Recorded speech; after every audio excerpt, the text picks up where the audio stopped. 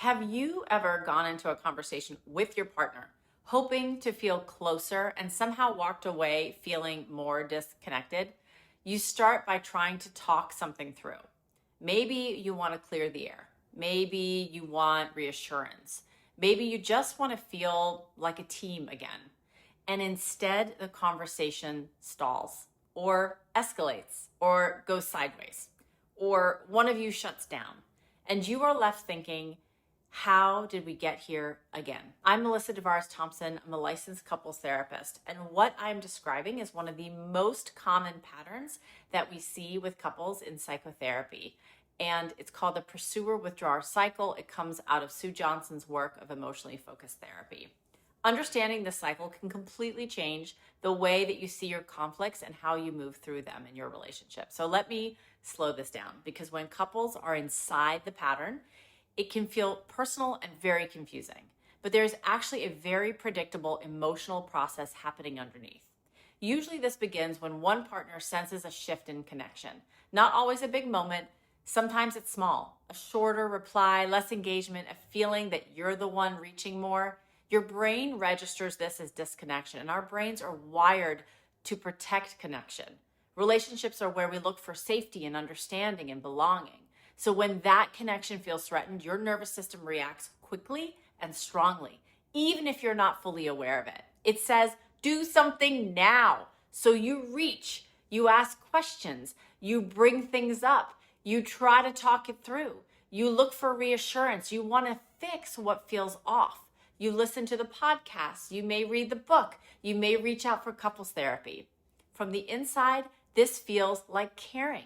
It feels like protecting the relationship. It feels like effort and intention.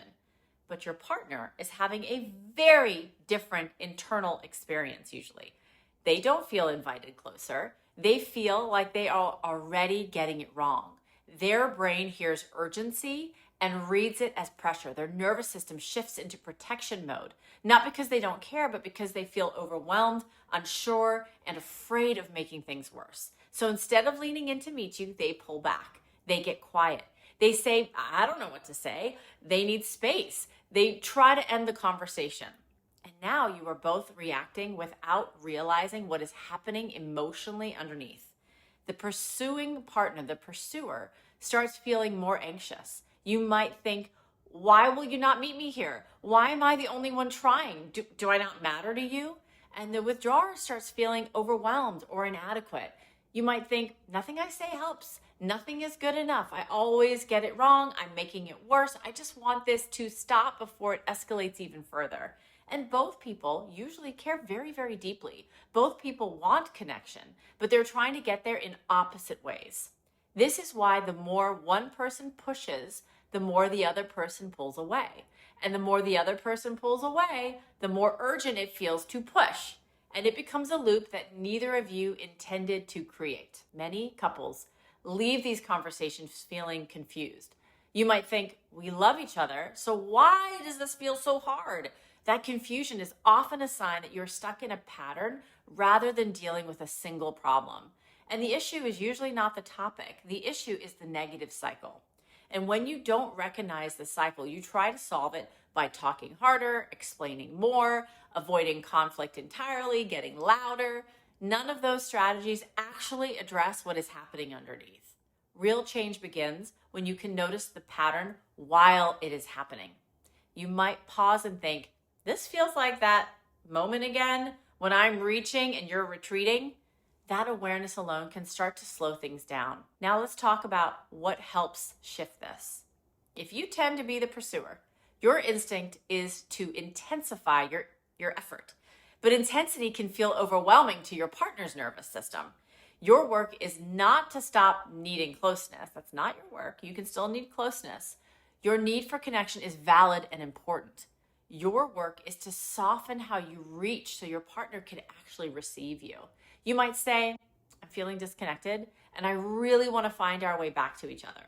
Notice how that expresses longing rather than frustration. It signals vulnerability instead of pressure. If you tend to be the withdrawer, your instinct is to step away to keep things from escalating. But stepping away can land as rejection, absence, abandonment to your partner. Your work is not to suddenly solve everything. Your work is to stay present just a little longer than feels comfortable. You might say, I feel overwhelmed right now, but I want to stay in this with you. That moment of staying engaged can shift the emotional tone more than finding the perfect words. And these are small shifts, but they begin to change the emotional experience of the interaction. And relationships are shaped by emotional tone far more than perfect communication, because relationships are not perfect. Take a moment to think about your own relationship. Which role feels more familiar to you?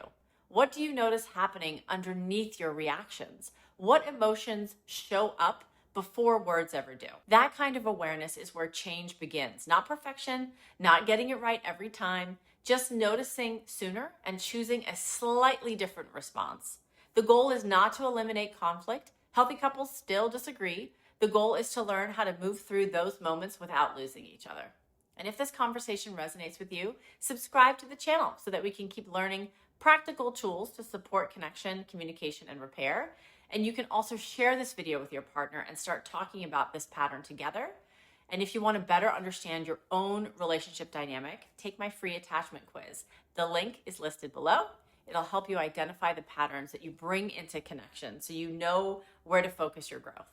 And this content, as a gentle reminder, is just for educational purposes only. It's not psychotherapy. If you're in a crisis or need more support, please reach out to a licensed professional in your area.